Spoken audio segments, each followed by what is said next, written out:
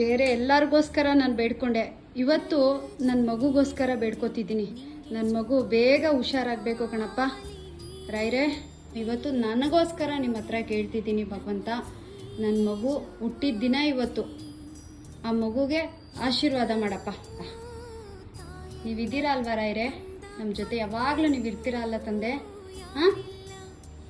ಪೂಜ್ಯಾಯ ರಾಘವೇಂದ್ರಾಯ ಸತ್ಯಧರ್ಮರತಾಯ ಚ ಭಜತಾಂ ಕಲ್ಪವೃಕ್ಷಾಯ ನಮತಾಂ ಕಾಮಧೇನುವೆ. ನನ್ನ ಮಗುಗೆ ಆಶೀರ್ವಾದ ಮಾಡ್ತಿರಲ್ಲಪ್ಪ.